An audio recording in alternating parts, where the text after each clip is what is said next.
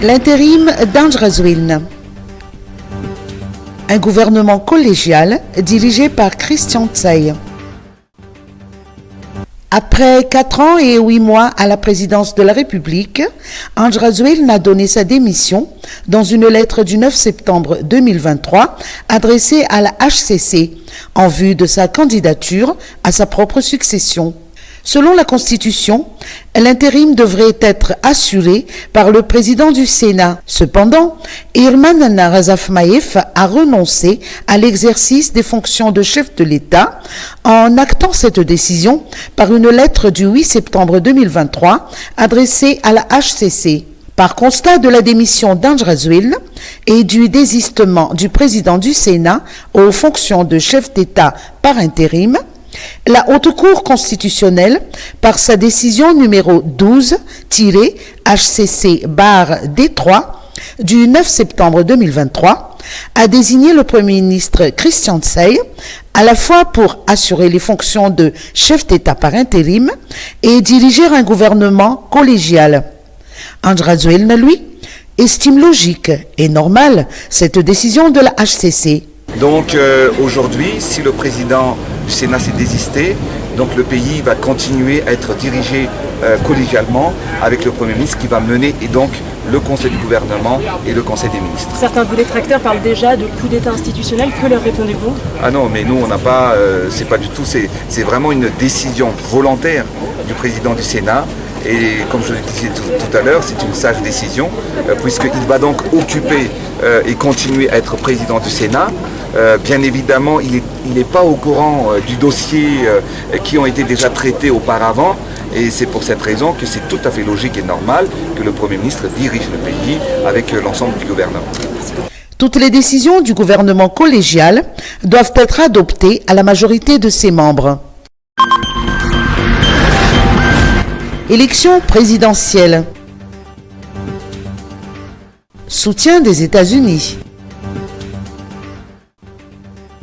Dès la publication de la liste officielle des candidats à l'élection présidentielle, l'ambassade des États-Unis à Madagascar réitère la volonté du gouvernement américain de soutenir le processus électoral de la Grande Île en vue de renforcer la démocratie. Dans un communiqué, l'ambassade veut encourager le gouvernement à soutenir et à respecter les droits de la liberté d'expression et de la liberté de réunion. L'ambassade invite également l'organe de gestion des élections à renforcer les sensibilisations de façon à conforter la confiance du public au processus électoral. Importation d'huile raffinée à Mahajanga. L'affaire DMC en question. La saisie des 3000 tonnes d'huile importée par la société DMC de Mahajanga est largement commentée par les Mahajangais. Les avocats de l'entreprise ont fait part de leurs craintes à la presse à Ambaranzana et appréhendent qu'une telle situation ne ternisse le climat des investissements à Madagascar. Ils ont martelé que DMC a investi dans une raffinerie pour raffiner de l'huile brute et n'a donc aucun intérêt à importer de l'huile raffinée. Pour rappel, DMC est accusé de fraude et de fausses déclarations dans l'importation d'huile. L'un des avocats de la société nous en dit plus.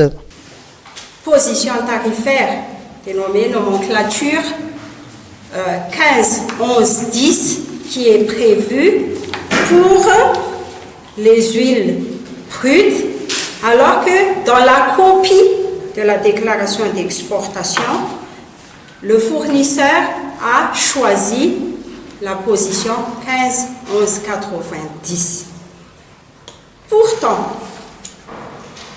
aucune société importatrice n'a accès à la déclaration d'exportation du fournisseur. Le fournisseur, effectivement, envoie le dossier afin que la société importatrice fasse la déclaration d'importation, mais dans le cas de DMC, déjà, la DMC, quand elle avait fait le contrat de vente avec le fournisseur, ils ont choisi le crédit documentaire, c'est-à-dire que le paiement s'est effectué par lettre de crédit. 4 individus sont poursuivis dans cette affaire, dont la gérante de l'entreprise, ainsi que les époux Bascar, anciens propriétaires de la société Bidco, devenue plus tard DMC, après cession de leur part. Si au début, monsieur et madame Bascar ont été relaxés, il y a une petite nuance parce que ce n'est pas une relaxe pure et simple, mais le tribunal a renvoyé le